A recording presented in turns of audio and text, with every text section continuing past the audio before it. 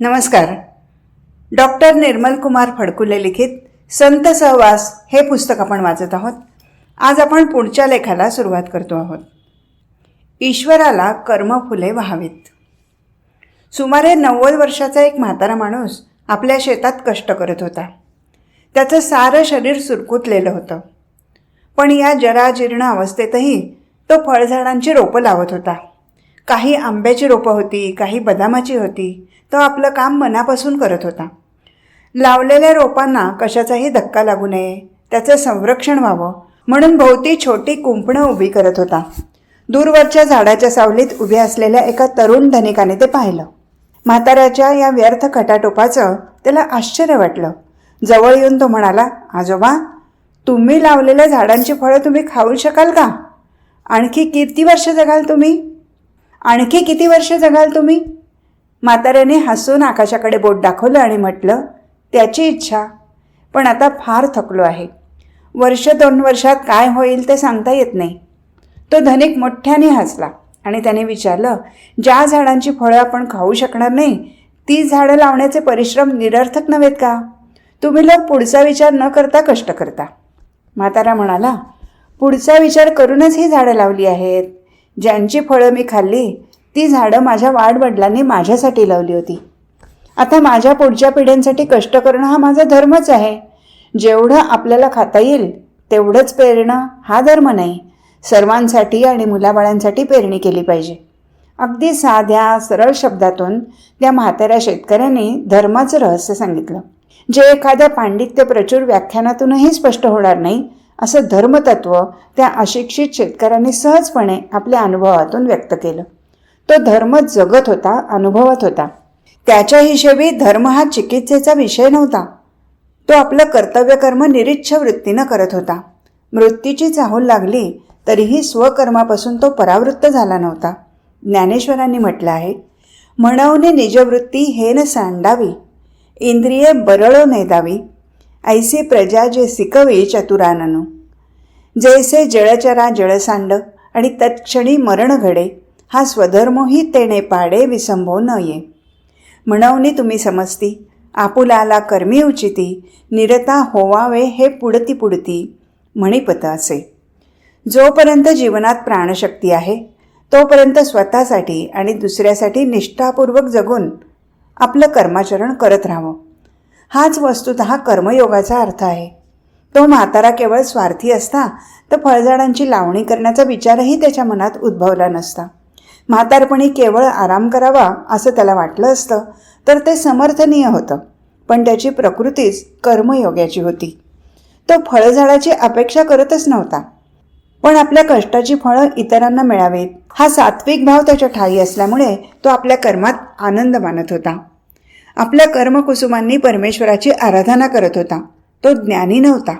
ज्ञानयोग आणि कर्मयोग हे शब्द आणि त्यांचं पंडिती विश्लेषण त्याच्या कानावरून कदाचित कधीच गेलं नसेल, पण आपण आपल्या पूर्वजांच्या कष्टामुळे जगलो याबद्दल तो कृतज्ञ होता आणि आपल्या कष्टावर पुढच्या पिढ्या जगल्या पाहिजेत ही आकांक्षा त्याला कर्मप्रवृत्त करत होती.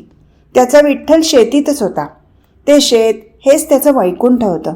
आपल्या घामातून फुललेली कर्माची फुलं तो विठ्ठलाला अर्पण करत होता. अशा प्रामाणिक, कष्टाळू, कृतज्ञ आणि भाविकांच्या कर्मातच ईश्वरी सामर्थ्य प्रकट होऊ शकतं. संत एकनाथ म्हणतात, देव म्हणे भक्तासी आवडी, मी झालो तुमचा गडी, सांगाल ते करीन काम, मजवरी ठेवा तुमचे प्रेम, भाव मज द्यावा आणिक मज नाही हेवा, आवडीने देव बोले, भक्ता माझी स्वये खेळे, खेळता गोपाळी, एका जनार्दनी गोकुळी. पुढचा लेख, विवेके क्रिया पालटावी. काही दिवसांपूर्वी एक पालक शाळेच्या मुख्याध्यापकाला उद्देशून म्हणाले, मला तुमचं मार्गदर्शन पाहिजे. माझी 2 मुलं या शाळेत शिकतात. त्यांचं अभ्यासाकडे फारसं लक्ष नाही. दूरदर्शनवरील चित्रपट पाहणं, उथळ सिनेमागीतं ऐकणं, ती ऐकत असताना वेडेवाकडे अंगविक्षेप करून नाचणं, फिल्मी नियतकालिकं चालणं, त्यातली नटनट्यांची चित्र कापून घेणं यापलीकडे त्यांना दुसरा उद्योग नाही. शाळेतले त्यांचे मित्रही याच स्वभावाचे आहेत असं वाटतं. या मुलांचं वर्तन आणि त्यांची खालच्या पातळीवर गेलेली अभिरुची या माझ्यासमोर मोठ्या समस्या आहेत. माझ्या मुलाचं भावी आयुष्य काय होणार या विवंचनेनं मला झोप लागत नाही. तुम्ही शाळा प्रमुख आहात, काहीतरी उपाय सुचवाल या हेतूनं मी आपल्याकडे आलो आहे. मुख्याध्यापक गोंधळलेले होते. आपली असमर्थता प्रकट करत ते म्हणाले, तुमच्यासमोर 2 मुलांचा प्रश्न आहे. माझ्यासमोर शाळेतल्या 1500 मुलामुलींचा प्रश्न आहे. मलाही मार्गदर्शन हवं आहे, पण सध्याच्या परिस्थितीत सारेच मार्ग वाहून गेले आहेत. जमेल त्याप्रमाणे काम करणं इतकंच आपल्या हाती आहे. पालक आणि मुख्याध्यापकच नव्हे तर समाजातले विचारवंतही आज हतबल झालेले दिसतात. मार्ग शोधण्याची आणि तो दाखवण्याची क्षमता कोणात फारशी राहिलेली दिसत नाही. समर्थांनी म्हटलं आहे, उत्कट भव्य तेची घ्यावे, मळमळीत अवघेचे टाकावे, निस्पृहपणे विख्यात व्हावे भूमंडळी, संगतीने मनुष्य पालटे, उत्तम गुण तात्काळ उठे, अखंड अभ्यासी लगटे समुदाय, श्रवण आणि मनन, निजध्यासे समाधान, मिथ्या कल्पनेचे भान उडवून जाये. दासबोधात वेगवेगळ्या संदर्भात आलेल्या या ओव्या प्रयत्न, विवेक आणि संस्कार यांचं महत्त्व स्पष्ट करणारे आहेत. बालपणापासून आपल्या मुलामुलींवर उत्तम विचारांचे संस्कार करण्याचा प्रयत्न केला जातो का? हिंसाचार आणि लैंगिक दुराचाराची भडक चित्र दूरदर्शनवर दररोज पाहायला मिळतात. वर्षानुवर्ष हेच दर्शन नित्यनियमाने घडत राहिल्यामुळे मुलांची मनं कोणता आकार घेतील हे सांगण्याचंही कारण नाही. फार थोडे पालक आपल्या मुलांची मनं घडवण्याचा प्रयत्न करतात. कॉलेजातल्या विद्यार्थ्यांना राष्ट्रगीत देखील मुखोद्गत नसतं. उदात्त विचार असलेल्या काव्यपंक्ती, सुभाषितं प्राथमिक शाळेपासून अभ्यासक्रमात असली पाहिजेत. केवळ पाठांतराने आणि नैतिक विचार सांगण्याने मुलांच्या मनावर फारसा परिणाम होत नाही असं कित्येक शिक्षण तज्ज्ञ सांगतात. पण पुन्हा पुन्हा ऐकलेल्या कविता, अवतरणं, सुविचार कळत नकळत बुद्धीवर, वृत्तीवर अल्प प्रमाणात का होईना संस्कार करून जीवनाकडे पाहण्याची दृष्टी देतात. त्यांच्यासमोर काही आदर्श उभे करण्याची गरज आहे. आज तर शिक्षणाच्या क्षेत्रातही अशैक्षणिक अपप्रवृत्ती वाढत चालली आहे. विद्यापीठांचे विद्याविभूषित पदाधिकारी देखील भ्रष्टतेच्या विळख्यात अडकत आहेत. तुकोबा याचं उत्तर देतात, ढेकणांचे संगे हिरा जो भंगला, कुसंगे नाडला तैसा साधू. ओढाळाच्या संगे सात्विके नासली, क्षण एक नाडली समागमे. क्षण एक नाडली समागमे, विषाने पक्वाने गोड कडू झाली, कुसंगाने केली तैसी परी. विवेक क्रिया पालटावी हा निर्धार केल्याशिवाय सवंगपणा, असंस्कृतपणा, अभद्रता यांचं वाढतं आक्रमण दूर करता येणार नाही. साऱ्या समाजातच परिवर्तनाची जबरदस्त उर्मी यायची असेल तर घराघरातून सुविचारांची, सुसंस्कारांची, आचारांची एखादी तरी मिणमिणती पंटी उजेड देणारी पेटवावी लागेल. जे जे होईल ते ते पाहावे असं म्हणून निष्क्रिय राहिल्यास भ्रष्ट आणि उद्ध्वस्त झालेल्या जीवनांचं केविल मार्गदर्शन अटळ आहे. प्रयत्नवादाचं चिन्ह आंतरिक इच्छेने प्रज्वलित केल्याशिवाय आदर्शाची घडण होत नाही. असाध्य ते साध्य करिता सायास, कारण अभ्यास तुका म्हणे. पुढचा लेख, देव्हाऱ्यावरी विंचू आला. कधीकधी जगरहाटीबद्दल आश्चर्य वाटतं. मऊ लागलं की कोपराने खणावं ही लोकनीती असते. सज्जनांचा छळ करावा, दुर्जनांच्या पायी लोटांगण घ्यावं ही विलक्षण प्रवृत्ती केवळ विसंगत नसून ती अनर्थावह आहे. अनैतिकेला सिंहासनावर प्रतिष्ठित करून तिच्यावर चौऱ्या ढाळाव्यात आणि नैतिकतेला वनवासात पाठवावं ही खरं तर भेकडांची लाजिरवाणी परंपरा आहे. एखाद्या पवित्र मूल्याच्या रक्षणासाठी आत्माहुती देण्याइतकं धैर्य ज्याच्या ठाई नसतं, अशी शिखंडी प्रवृत्ती वारा वाहेल त्याप्रमाणे पाठ देतो तो खरा मुत्सद्दी असलं लटके फसवं समर्थन करत बसते. ज्याला अन्यायाची चीड नाही त्याच्या पांडित्याने कोणाचं काय भलं होणार आहे. तात्विक अधिष्ठान नसलेली विद्वत्ता शेळीच्या अजागळ स्तनासाठी निरुपयोगी असते. असली विद्वत्ता शेळपट असल्यामुळे ती समाजात काहीच निर्माण करू शकत नाही. समाज मनाला जडलेला निष्क्रियतेचा आणि भित्रेपणाचा रोग मात्र या प्रवृत्तीतून वाढत जातो. प्रतिकार क्षमता संपते. मेंढचट ओशाळेपणा आणि लोचटपणा संस्कृतीचे रक्षण करू शकत नाहीत. असल्या वीर्यहीन वृत्तीवर संतांनी प्रहार केले आहेत. संत तुकाराम म्हणतात, पाया झाला नारू तेथे बांधला कापुरू, तेथे बिबव्याचे काम अधमासी तो अधम, रुसला गुलाम धणी करीतो सलाम, तेथे चाकराचे काम अधमासी तो अधम. देवाऱ्यावरी विंचू आला, देवपूजा नावडे त्याला, तेथे पैजारेचे काम, अधमासी तो अधम. तुकोबांच्या तेजस्वी, अर्थपूर्ण, समर्थ अशा अभंगात त्यांच्या मनाचा सुदृढ सुंदर पेळ प्रकट झाला आहे. जगात ताठ मानेने जगू इच्छिणाऱ्या व्यक्तीला, समाजाला आणि राष्ट्राला हे जीवनवादी तत्त्वज्ञान आत्मसात करण्याशिवाय गत्यंतर नाही.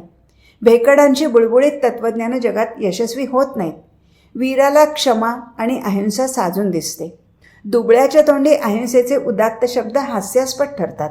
एखादी उन्मत्त शक्ती भद्रमूल्यांवर प्रहार करत असेल तर तिचा हात मुळासकट उपटून टाकणं हाच एकमेव मार्ग असतो. सज्जनांच्या आयुष्यात कधीकधी पायातले हातात घेण्याची वेळ येते. त्यावेळी हातपाय गाळून तो निमूटपणे दुष्प्रवृत्तीला शरण गेला तर ते आत्मघातकीपणाचं ठरतं. आपल्या जीवनालाही तृणवत मानावं अशी काही महनीय मूल्य असतात.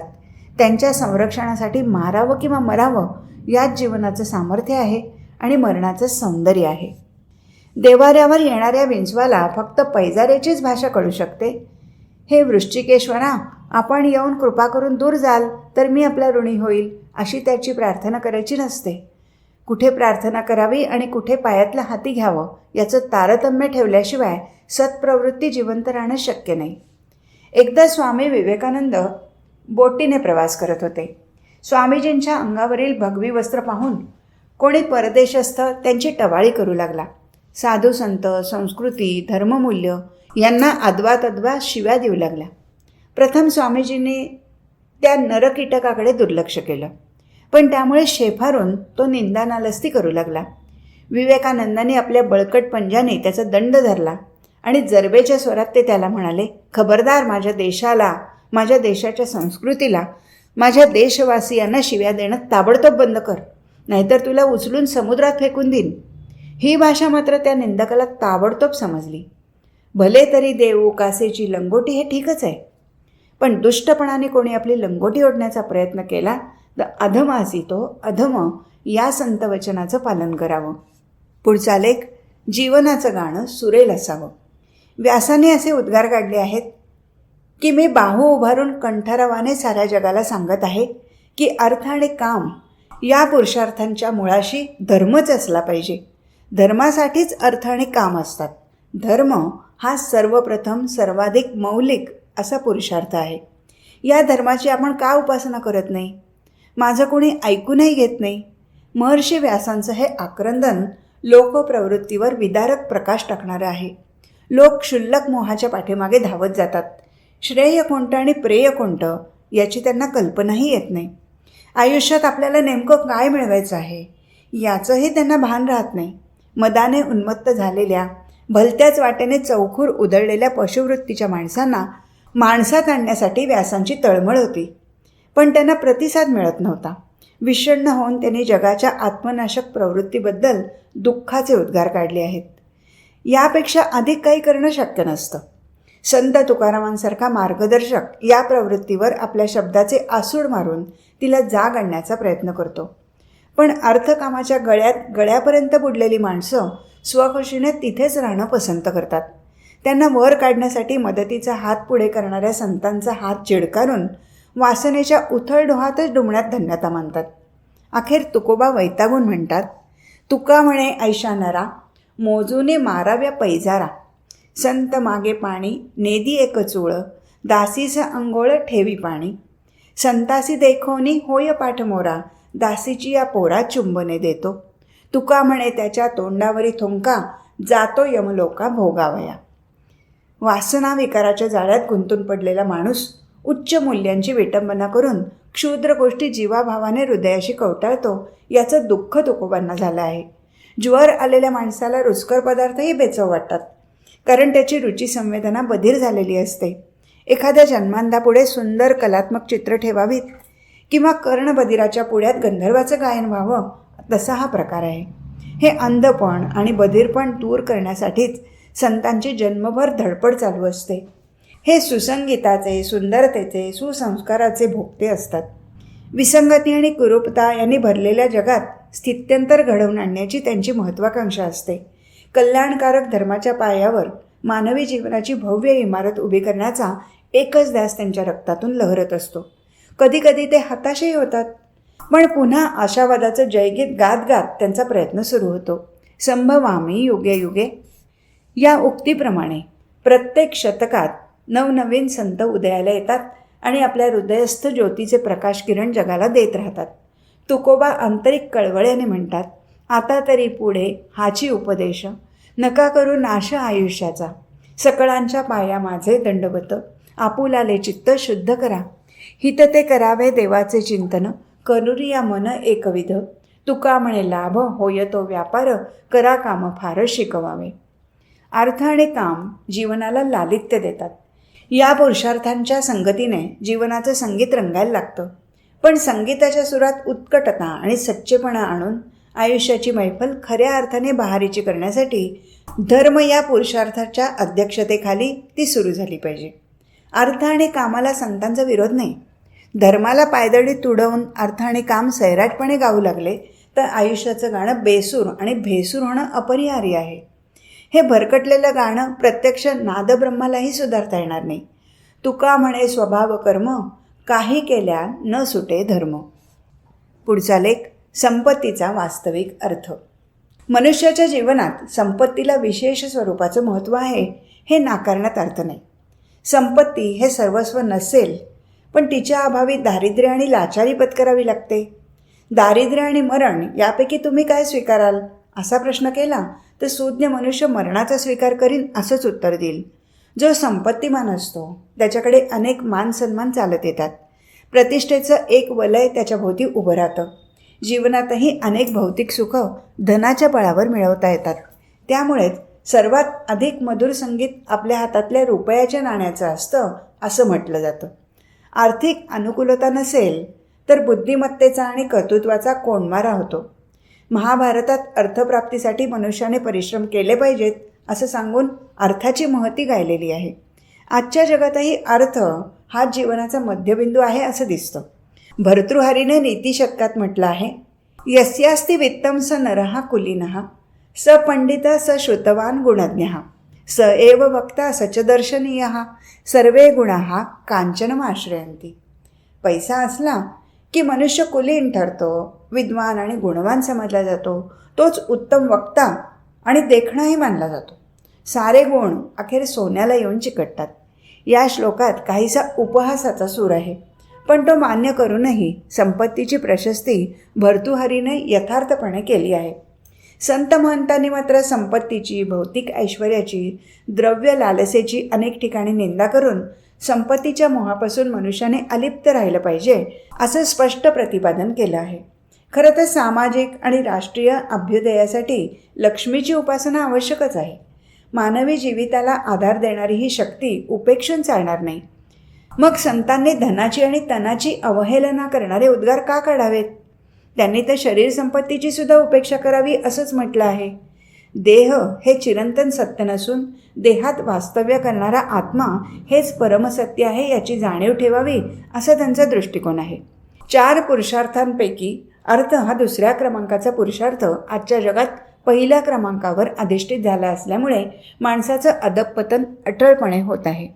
म्हणून संपत्तीचा पाठ जुगारला पाहिजे हे संतांचं मत चिंतनीय आहे.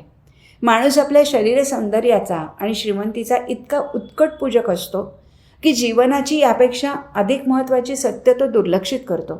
शरीराच्या भोगासाठी, सर्व चोचले पुरवण्यासाठी पैसा हेच आराध्य दैवत मानून त्याच्या भोवती भाबडेपणाने प्रदक्षिणा घालू लागतो. पशुतुल्य भोगविलास मिळावेत म्हणून आपलं मोलाचं आयुष्य बेदरकारपणे गहाण टाकतो. या शेवाळलेल्या रस्त्यावरून चालताना त्याचा अनेक वेळा तोल जातो. मूर्खाचा अधपात शतमुखाने होत असतो.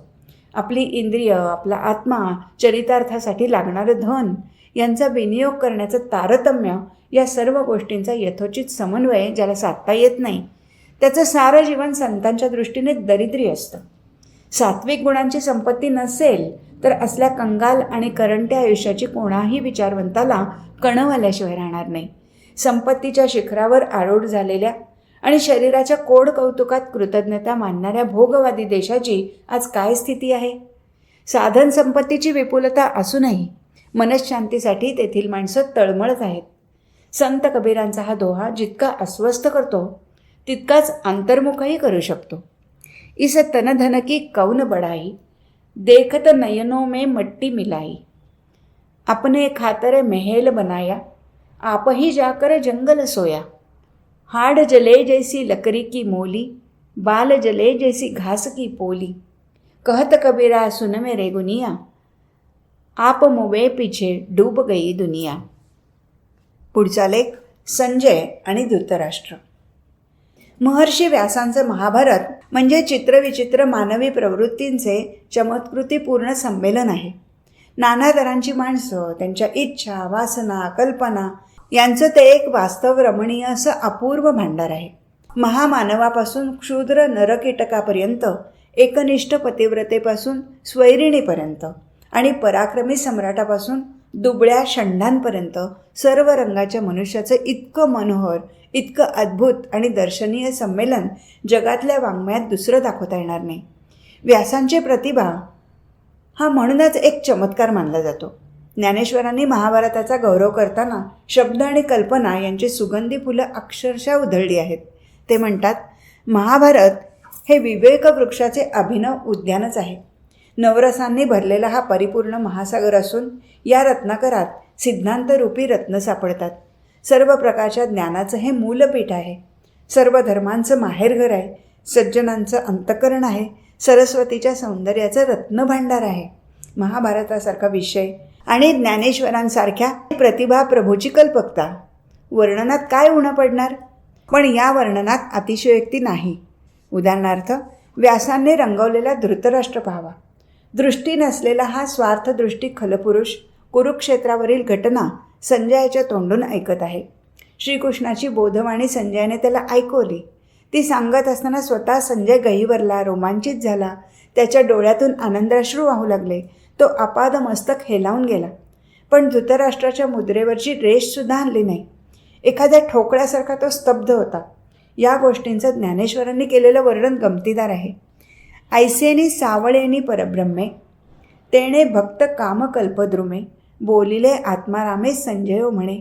अहो ऐकत असा अवधारा, तव एया बोला निवांतू म्हातारा. जैसा जैसा नुठी कापुरा, तैसा उगलाची असे. पुराचा लोंढा आला तरी बसकण मारलेला रेडा जसा उठत नाही, त्याप्रमाणे अमृताचा पूर येऊनसुद्धा हा म्हातारा निर्विकारपणे, किंचितही विचलित न होता ढिम्म बसून राहिला. काहीशा खेदाने ज्ञानेश्वरांनी धृतराष्ट्राचा उपहास केला आहे. मूळ महाभारतात धृतराष्ट्र ही पुत्रमोहाने आणि स्वार्थबुद्धीने अंध झालेली व्यक्ती अन्यायाच्या बाजूने उभे असलेली दाखवलेली आहे. धृतराष्ट्राच्या भावना बहुतांशी गोठून गेल्या आहेत, कारण कुरुक्षेत्रावर सांगितलेली गीता ऐकूनही त्याच्या मनाला, वृत्तीला कसलाही स्पर्श होत नाही. धृतराष्ट्र हे मठ्ठपणाचं, बधिरतेचं एक प्रतीक म्हणून व्यासाने रेखाटलं असावं. त्याला स्वार्थ कळतो पण न्याय कळत नाही. जगात अशीही माणसं असतात. सुस्वर कानावर पडले, रमणीय शिल्प पाहिलं, ज्ञानबा तुकारामांचे भावपूर्ण अभंग ऐकले, माणुसकीचा हृद्य आविष्कार पाहिला, रुग्णांचं दुःख समजलं, अन्यायाची ज्वाला भडकली, डोळ्यादेखत कोणी सतीत्वाचा अपमान केला तरी ही माणसं एखाद्या निर्जीव खांबासारखी निर्विकार असतात. संवेदना हरवून बसलेली ही माणसं रेड्यासारखीच निर्बुद्ध असतात. माणसाचं सर्वस्वही गेलं तरी चालेल, पण तो आपली रसिकता, संवेदनशीलता हरवून बसला तर त्याचं माणूसपणच संपलं. पशु आणि तो यांच्यात काहीच अंतर उरणार नाही. जिवंत संवेदनाच्या व्यक्ती समाज जीवनाला आणि स्वतःला सुंदर बनवू शकतात. आजच्या जगाला धृतराष्ट्र नको आहेत. सौंदर्याने, पावित्र्याने आणि ज्ञानाने, भक्तीने, कृतज्ञतेने आणि करुणेने गहिवरून जाणारे संजयासारखे संवेद्य मनाचे लोक हवे आहेत. हे जणू व्यासांना आणि ज्ञानेश्वरांना सुचवायचं असावं. म्हणून ज्ञानेश्वर म्हणतात, जेथे संजये माथा तुकिला, आहा अमृताचा पाऊस वर्षिला, आणि कृष्णार्जुनाचे बोलणे धोकरी आले श्रवणे, किम देहस्मृतीचा तेणे वापसा केला. आज इथेच थांबू. हरिओम तत्सत.